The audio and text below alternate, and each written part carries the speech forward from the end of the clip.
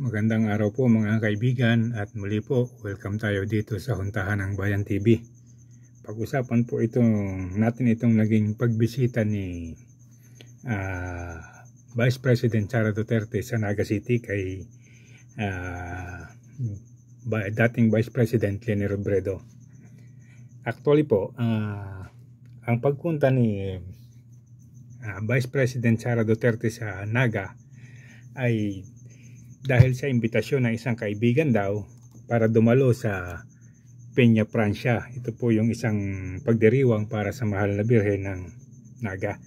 At dahil po dito, na-arrange din nung nag-imbita kay VP Leni, kay VP Sara na makipag-meeting kay dating Vice President Sara Leni Robredo. Although sinabi naman po ni dating Vice President Leni Robredo na ang kanilang meeting ay personal at walang napag-usapan na anumang bagay tungkol sa politika, at ang naging pagbisita lang po daw ni Sara ay dahil na rin sa pagdiriwang ng Peña Francia. Ngunit ito po ay hindi naging maayos o maganda sa paningin ng mga kasamahan ni Vice President Leni Robredo, at medyo hindi po ito nagustuhan ng kanyang mga kapartido, kamukha po ni dating Senador Antonio Trillanes, si Risa Hontiveros, ganun din po si Chel Jokno, si Bam Aquino at saka si Laila de Lima. Tingnan po natin itong naging isang post ni Antonio Trillanes. Basahin po natin itong naging mensahe ni Antonio Trillanes sa kanyang account. Tingnan po ninyo ito. Ma'am Leni, gusto nga naming ipa-impeach si VP Sara, tapos binastos pa niyan si Senador Risa.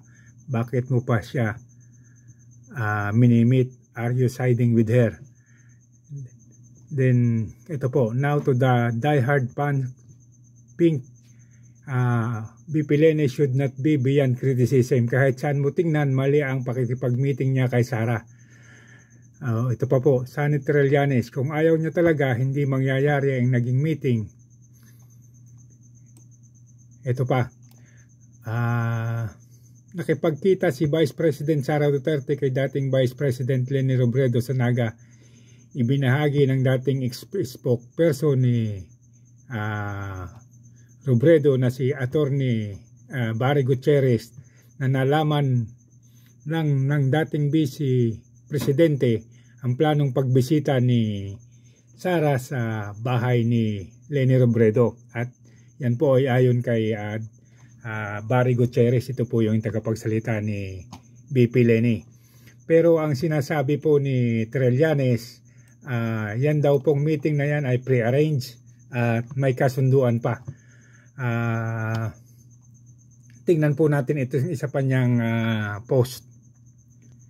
Ito po yung sinasabi ni Antonio Trillanes. I think the problem is that's how her diehard followers think, that she is beyond criticism and that she is not capable of making bad political decision.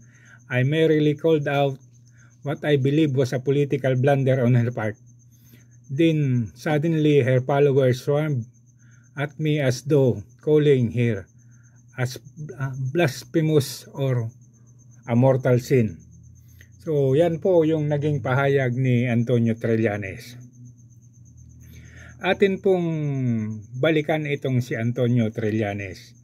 Ito pong si dating Senador Antonio Trillanes ay kumakandidato ngayon o kakandidato ngayon sa pagka-mayor ng Caloocan. Hindi po siya kasi makabalik-balik sa national position. Kumandidato po siya dating Vice President, natalo. Kumandidato po uli siya dating Senador, natalo. Ang dahilan po, nawala yung kanyang kredibilidad doon sa mga pinaggagawa niya noong panahong presidente si dating Rodrigo Roa Duterte. Yun pong kanyang mga paninira na inumpisahan niya doon sa kina Bicoy, kay Las Cañas at kay Cotabato na napatunayan namang wala. So ito pong sa parte ni Trillanes, itong pagkikita ni BP Sara at saka ni dating Vice President Leni Robredo ay isang masakit na dagok sa kanyang pangangampanya ngayon o sa kanyang kandidatura ngayon sa Caloocan.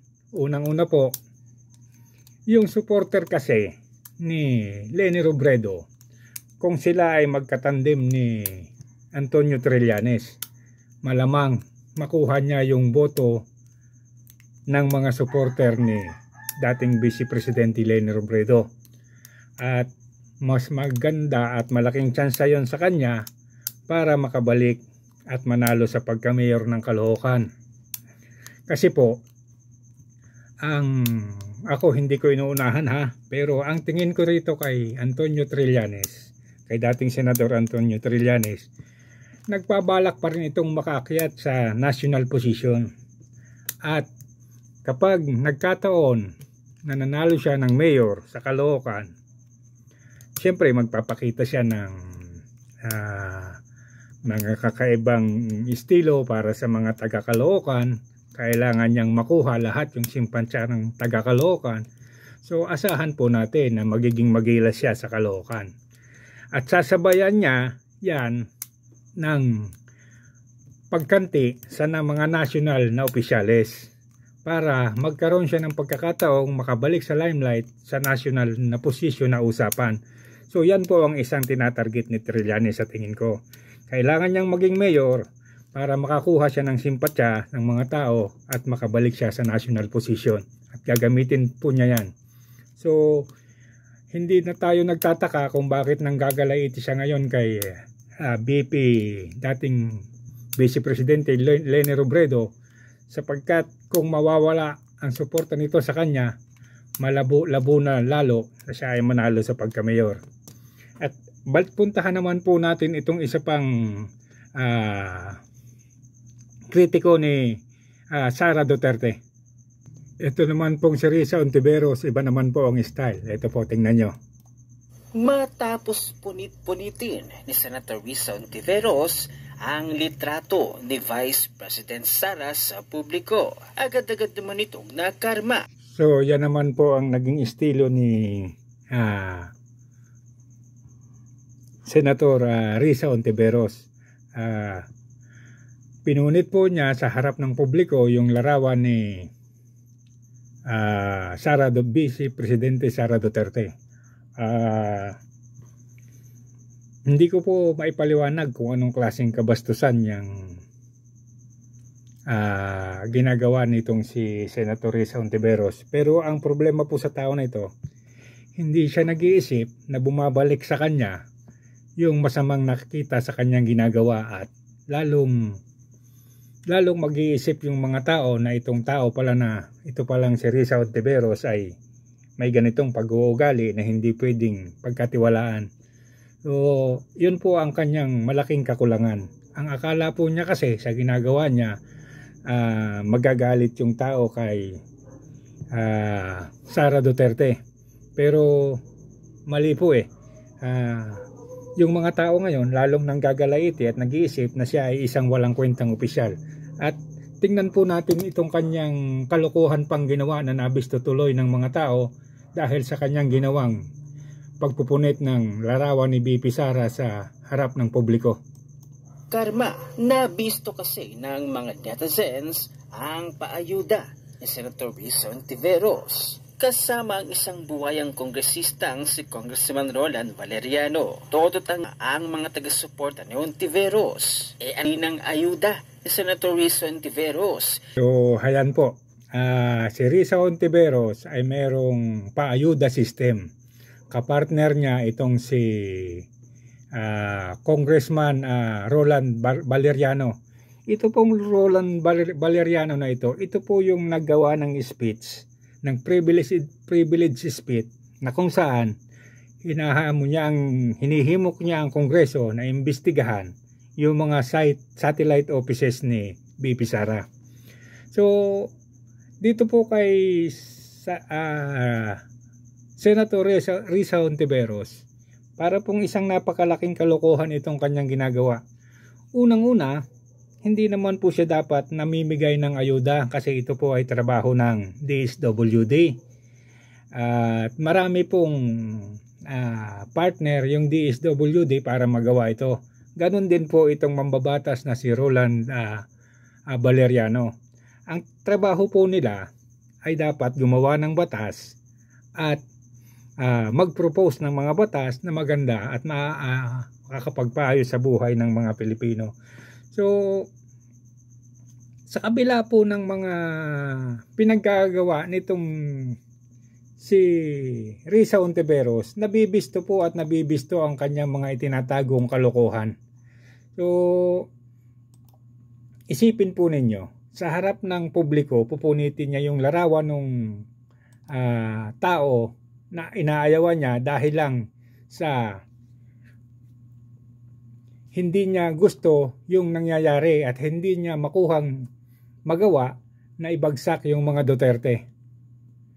So, ayan po si Risa Hontiveros. Matatandaan po natin minsan, sinabi na ni BP Sara, sinabi na rin ito ng dating Pangulong Rodrigo Roa Duterte, na itong si Trillanes at si BP Sara, pati yung ibang nasa oposisyon, kanilang linya, kanilang hanay, sina De Lima, ay obsessed na ibagsak ang mga Duterte. At kaya kamakailan nga po, sinabihan ni BP Sara na itong si Risa Hontiveros ay female version ni Antonio Trillanes. So, ang ibig pong sabihin, yung dalawa na yan ay parehas lang ang lengguwahe, parehas lang ang gustong mangyari, at parehas lang na walang silbi kung tutuusin. So, dito po, kitang-kita na kung anong klaseng politiko ang Risa Hontiveros na ito. At sa panig naman po ni Trillanes, sigurado, mag-uuwi na naman siya ng inodoro sa darating na eleksyon. So hanggang dito na lamang pong muli at maraming salamat po. Paki-like and subscribe na lamang pong muli.